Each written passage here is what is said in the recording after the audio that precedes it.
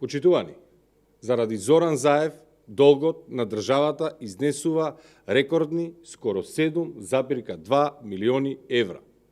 Зоран Заев како премиер е виновен за 50% зголемување на долгот.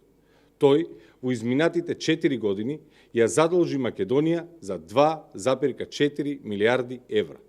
Тоа е најголемото задолжување. И тоа кое што е сторено во рок од 4 години досега. 2,4 милиарди евра се пари кои Зоран Заев и ова најкриминална влада во Европа ги позајмиле и ги потрошиле во изминативе години. А никој не знае што е направено со нив. Нема нови автопати, нема нови патишта, нема нови клинички центри, болници, училишта и градинки.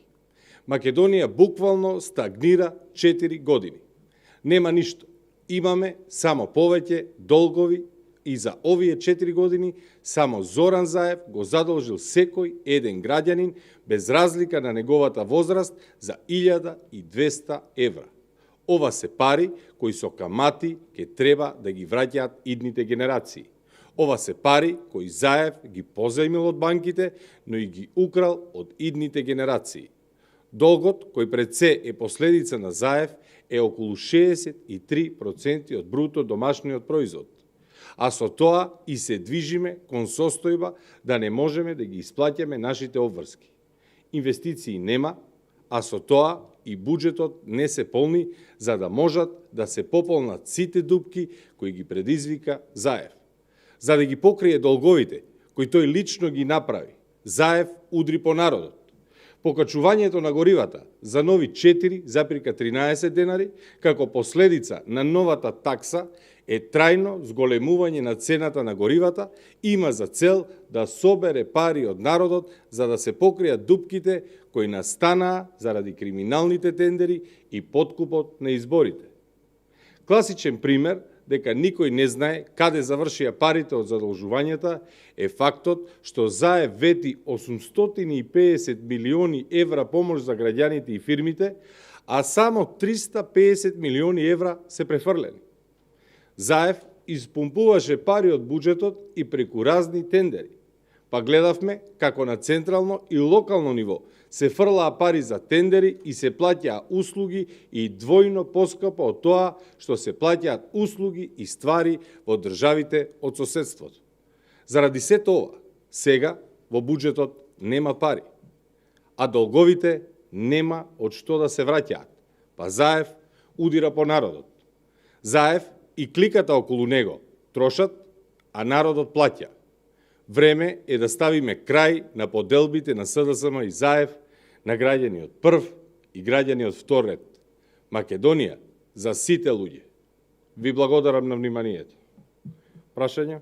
Господине Левков, напомнам малку темата, граѓаните, утринава излезе предлогот, особено во бугарски медиуми, за тоа што Заев всушност понудил во Скопје на последната средба и помалку контраверзни ставови во смисла на македонскиот јазик.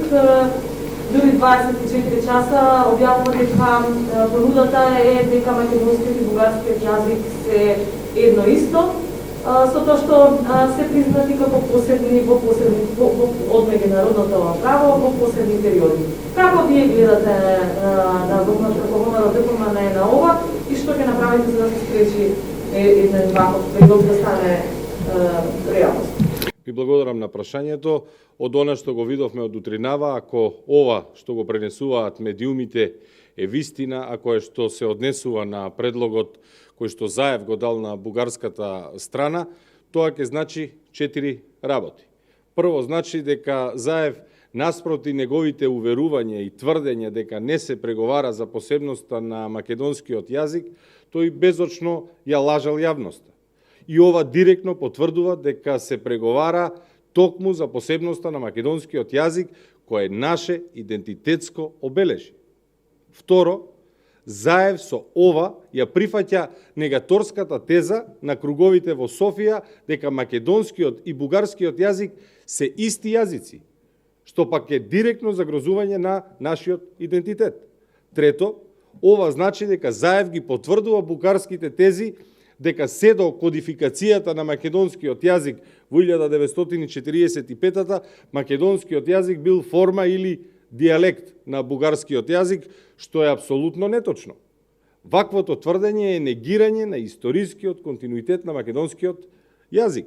Четврто, Заев на овој начин покажува дека во преговорите врши национално предавство токму по теркот на договорот од Преспа.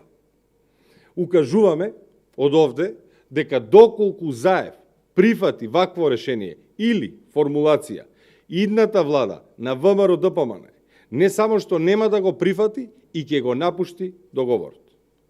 Тоа е тоа. Ви благодарам.